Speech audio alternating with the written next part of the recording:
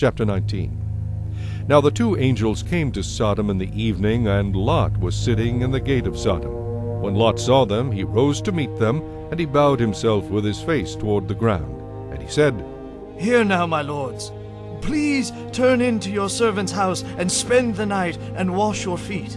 Then you may rise early and go on your way. And they said, No, but we will spend the night in the open square. But he insisted strongly, so they turned in to him and entered his house. Then he made them a feast and baked unleavened bread, and they ate. Now before they lay down, the men of the city, the men of Sodom, both old and young, all the people from every quarter, surrounded the house.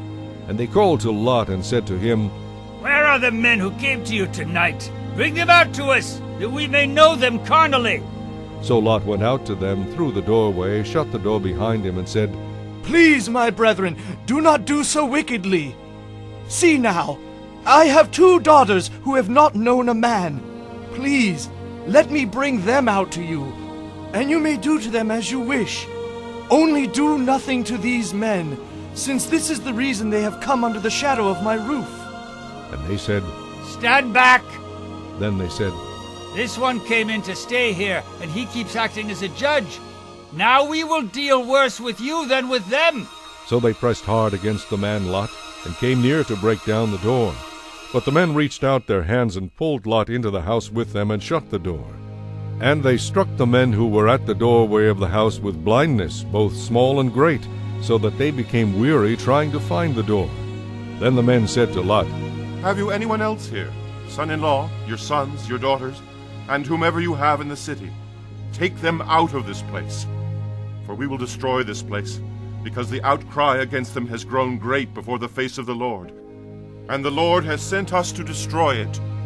So Lot went out and spoke to his sons-in-law, who had married his daughters, and said, Get up, get out of this place, for the Lord will destroy this city.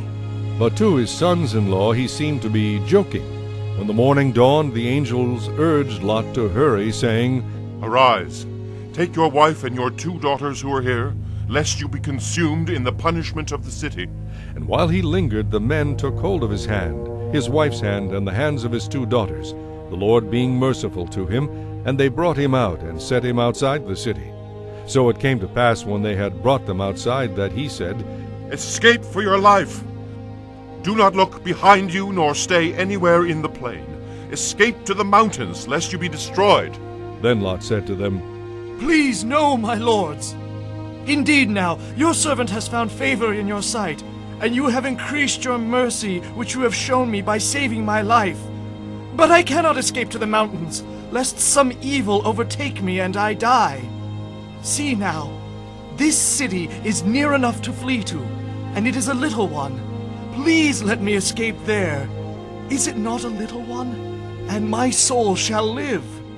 And he said to him, See, I have favored you concerning this thing also, in that I will not overthrow this city for which you have spoken. Hurry, escape there, for I cannot do anything until you arrive there. Therefore the name of the city was called Zoar. The sun had risen upon the earth when Lot entered Zoar. Then the Lord rained brimstone and fire on Sodom and Gomorrah from the Lord out of the heavens. So he overthrew those cities, all the plain, all the inhabitants of the cities, and what grew on the ground. But his wife looked back behind him, and she became a pillar of salt. And Abraham went early in the morning to the place where he had stood before the Lord. Then he looked toward Sodom and Gomorrah, and toward all the land of the plain, and he saw, and behold, the smoke of the land which went up like the smoke of a furnace. And it came to pass, when God destroyed the cities of the plain, that God remembered Abraham, and sent Lot out of the midst of the overthrow, when he overthrew the cities in which Lot had dwelt. Then Lot went up out of Zoar, and dwelt in the mountains, and his 2 daughters were with him, for he was afraid to dwell in Zoar. And he and his 2 daughters dwelt in a cave.